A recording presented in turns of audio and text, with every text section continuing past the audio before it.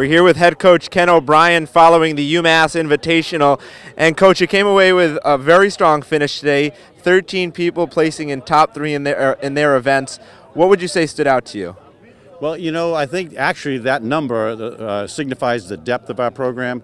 We do have a core of individuals that are really excellent in a variety of events, but that's almost secondary because our real strength is that we have a whole bunch of other guys that can back them up closely, and it gives us a 1-2 punch in some of the events and over half of the events in the program probably. So not so much as one thing, but a 1-2 punch for us has been doing it all year long.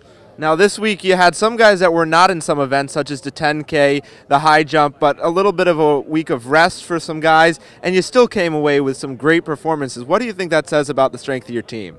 Well, you know, we do have a luxury of having some overall depth. The meets, this part of the year, we figure in our philosophy of coaching in the team, they're really important for getting us ready.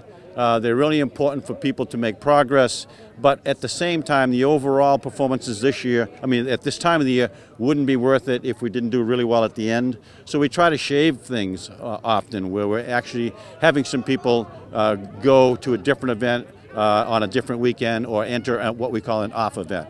And we're able to do that and still be successful, and hopefully it all comes together at the end of the year when everyone's prepared the proper way. Now you're going to be heading into this week knowing you're going to be right back here next Saturday. What's the plan going to look like for the guys?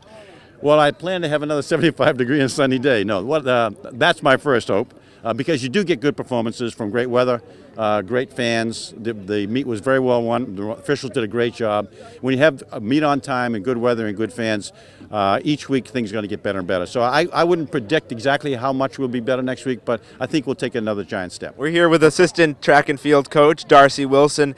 And coach, you've been working with the throwers mainly. What stood out to you today? A couple of great performances from your competitors. Yeah, my crew really stepped up. I think all around performances. We've got a lot of athletes doing multiple events, and so they were running from one end of the field to the other and really sticking with it.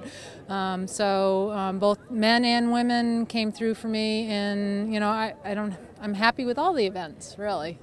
Now you're going to be working with them this week heading into the Minutemen Invitational.